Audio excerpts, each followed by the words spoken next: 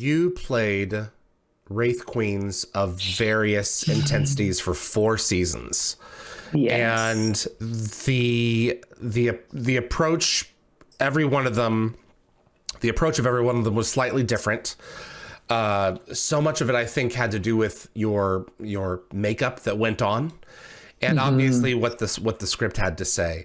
If given the chance, what would have been another angle of the Wraith Queen's personality that you would have liked to have explored? Well, I just think that I don't think that they were explored. I mean, because I was the Wraith Queen, but I don't think the race was explored in its totality. Like they were the enemy. And so through the episodes, they were like, oh, there's the enemy, and then there's trying to get around the enemy. They had sort of that kind of function. And what I would have liked to have explored was exploring the commonalities, because they had human DNA, like the commonalities of them exploring that about themselves and the Atlantic, like, and just, I don't know. I just thought it would be very interesting to explore them as they explored themselves, as they evolved, right? Because they woke up and the world was completely different. And so how did they explore themselves to see how they fit into this sort of new world?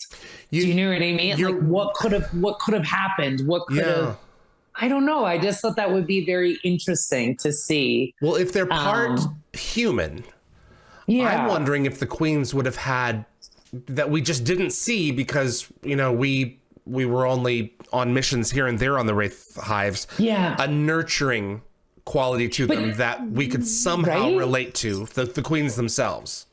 Yeah. I mean, and it was you and I, and I think every interview we go back to this, my first interview was with you when you said, you're evil. And I was like, what are you talking about? I'm not evil. I'm hungry. I'm just hungry. And I'm just hungry. And this protective. is just how I eat. And so, to start to explore, I would have liked to just, and then that would have been through time, but given more seasons and more time, just to be able to see them evolve, to see more aspects of them as in themselves, not just interacting with the humans, like the Wraith, who are they when they interact with us humans, but just who are they as themselves, exploring the different aspects of themselves with each other and what that meant in this new world, when you had the new characters that Chris played, and, like, I'm trying to remember the names. Was it Michael? Michael was Tanner. Was Connor, and then you had Connor, Todd. yeah. Todd, sorry, that was his name. Was Chris Heyerdahl's big one. Yeah, it's Chris. Yeah, so like they were really. I think that's where the storylines were kind of going, was showing these how diverse these characters were. Like giving them separate names. They even started to look different. Like they were taking on problems differently, and yeah. So that would have been great, I think. But that's again like. Everyone does, as an actor, you don't want to see your character, not die, obviously. I died a lot, but, you don't want to see it end. Right. You don't want to see your character end, Yeah. So it would have been, I think it would have been great to see how they evolved, how they fit into this new world. I think that would have been very interesting.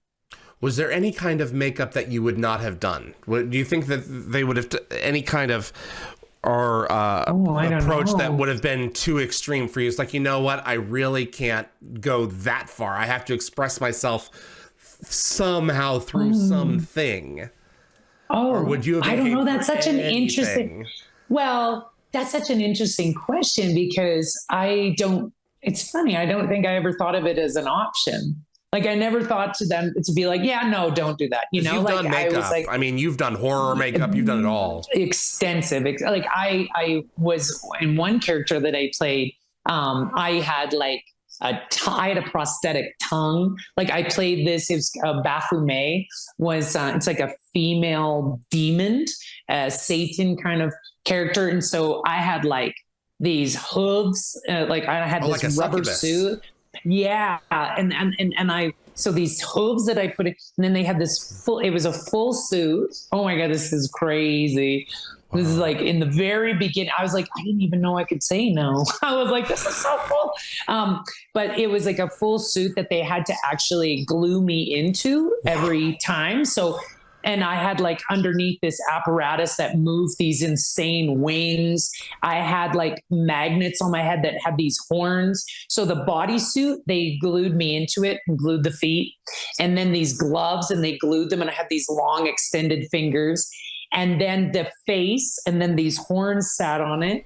And then I had contact lenses that popped the entire eye. They were like lava. So they went from corner to corner, top to bottom, like that. And then I had a prosthetic tongue that you slid on, and it like was forked. So there's somebody somewhere, maybe they're a sci-fi fan of your show. There is a makeup artist that has a photo of me from that shoot. And I had this long tail, forked tail. So I couldn't sit in a regular chair. So I was sitting on a cooler waiting to go on set. And they had snapped a photo of me. And I'm sitting there in this full garb because I was in it for like 14 hours. Like that once you're in, right? Only able to sip like little bits of Gatorade. Because you didn't want to have to go to the bathroom. You'd be in big trouble. Anyway, there's a picture of me sitting in this black ensemble. Oh, I think, did I tell you about the boobs in it? That was pretty funny. Anyway, it had like female breasts in the suit. They weren't mine, but no one knew attached that. to it. Yeah. Yeah. But the first couple of days I was walking around wondering why everybody was like avoiding me. And then I realized, oh yeah, I got my tatas hanging out, but they weren't. But they didn't know that. So then so that's right. Because so then they gave me this like terry cloth green robe that like was like a mini robe. So it just went underneath there. It didn't matter to me. I was in a full suit, but it just looked ridiculous. So I had this like Larry the Lounge Lizard, terry cloth, like 70s robe. And I'm sitting on this, on a cooler doing the crossword puzzle in this outfit.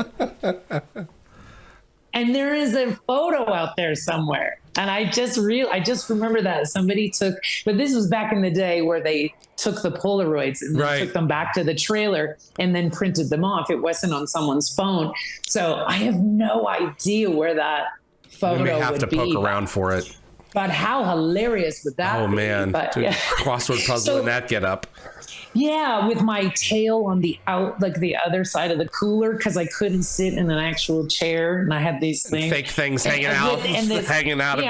Tatas hanging out. I was like, why is everybody? I was like, nobody would look me in the eye. They were embarrassed. They were like, but and then it was only like, I must have been a week into shooting that I was like, oh, they think they're mine, And I was like, these are not mine.